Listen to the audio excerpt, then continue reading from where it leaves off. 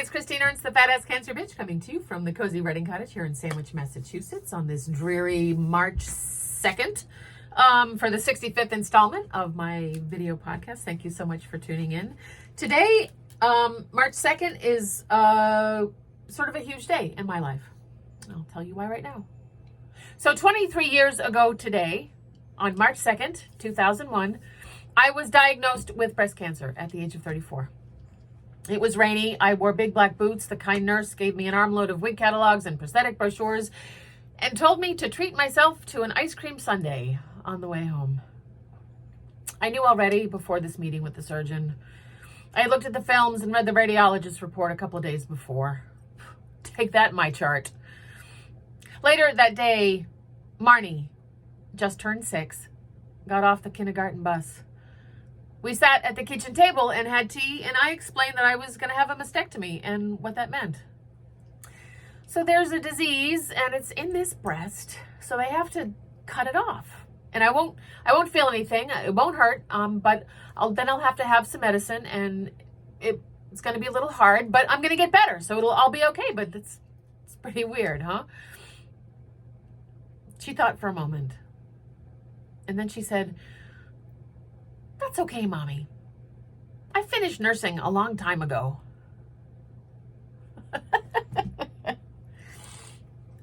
Can you even?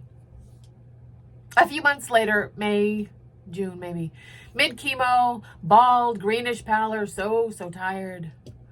A neighbor I barely knew pulled into my driveway, Beth. She said, "I know we hardly know each other, but I know that you're sick and I wanted to do something. I had to do something. I just had to do something." And she pushed a copy of Audre Lorde's Cancer Diaries into my hands and an envelope. Inside was a gift certificate for 2 hours with a famous healer from India who was visiting, Guru Sevak, at her yoga ashram in Falmouth. Who knew there was a yoga ashram in Falmouth in 2001? Now this was so not my thing. But the gift was very generous, and I'd already been to a Pentecostal church in New Bedford where many people laid their hands on my head and had prayed in tongue over me, and some convent in Macedonia had my name on a special list for continuous 24-hour prayer for a miraculous intercession, and who knew if the surgery or the chemo or the radiation or the clinical trial would work. So with a what the heck, it can't hurt attitude, I arrived at the house where he was staying, this guru. This dignified old man greeted me all in white, a long white shirt over baggy white pants, a white turban. And he indicated that we would not speak. "We will pray," he said. And we sat across from one another, cross-legged on cushions on the floor for what felt like an hour. I wasn't sure what to do. I said some Hail Marys in my head and a few Our Fathers, the only prayers that I knew. Was he asleep or in a deep meditative state? Is it over? Is this it? Should I get up and sneak out and go home? Should I let Beth know that maybe she got ripped off? But he opened his eyes and stood and gestured that I should follow him. I lay down on a massage table, and he, as far as I could tell, knowing nothing of Eastern healing traditions, he pulled out all the stops. He lit incense. He dabbed oil on my face and my hands and my feet. He put hot stones on my chest and then on my back. He put acupuncture needles in my ears and my neck and my ankles. He lit a pipe and blew smoke all around me. He chanted and sang and banged on a small drum. He played a little guitar, a rattle, a tambourine, a set of bronze chimes. He prayed over me with a pendulum and crystals and singing bowls. I just closed my eyes and went with it, sort of mystified and confused, but very relaxed. I sensed that he was working really hard. And I realized that he believed that he knew somehow that I was sicker than I understood, which should have made me panic, but somehow did not. Finally, he was quiet and asked me to sit up and said again, "We will pray." He chanted something I could not understand, and then he closed his eyes, and we were silent for a long time together again. But I watched his face, and it was as if he were having a conversation with someone, listening and nodding, listening and cocking his head and smiling, listening and chuckling and shaking his head as if he were locked in a conversation, a discussion. He opened his eyes and considered me for a long moment and gently smiled. He leaned forward and said, "You will live." Now, the alternative had not been an option up until that moment for me. I had not truly considered my early death as a possibility. You will live. And I think he sounded a little surprised, as if he had just argued on my perilous behalf and won. The language barrier was great, but he told me that I would live in order to teach people how to meditate.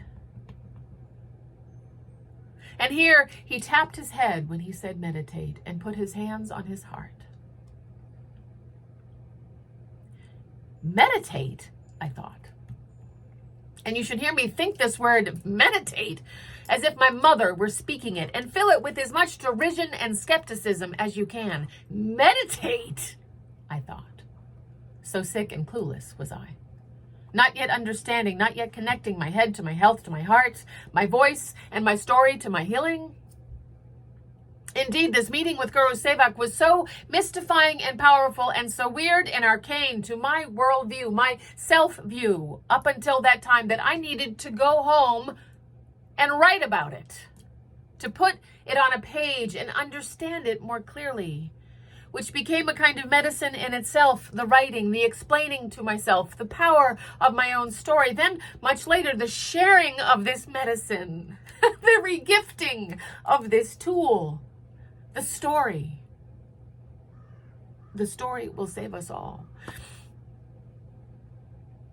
I'm not sure that Guru Sevak would agree that what I do now is to teach people how to meditate, but maybe helping people to think about their own story in a different way, empowering them to value their story, their own medicine, their beloved selves is, I believe, a kind of meditation. Guru Sevak also told me to eat an onion every day, raw if possible, which I mostly do. And he gave me a magic bean, like a Brazil nut, in a little crocheted pouch on a cord that I wore around my neck for years. You will live.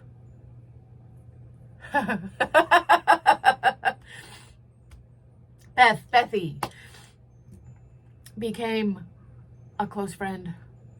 A dear, beautiful friend. Her gift, I think, saved my life. Whew. So take that, March 2nd. Oh, man. Getting sick. Meeting Guru Sevak, hearing those words, "You will live." Fuck. I became a writer and performer because of that experience. Not just because of Guru Sevak, but because of his message, because of the illness, because of how I needed to share the story, because I thought it might help some people. Oh, shit. Here I am, 23 years later, squawking.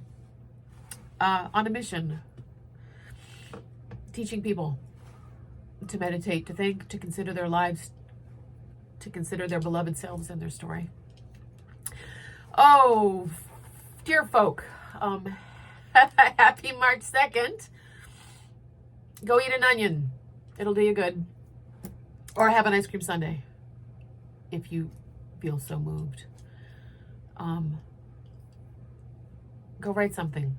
Go share your story. It might help someone. It's good medicine.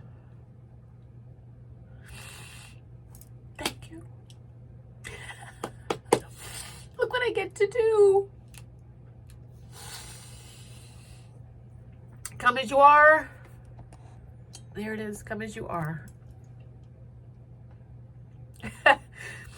And you are indeed beloved. Thanks, folks. I'll see you next week. Bye.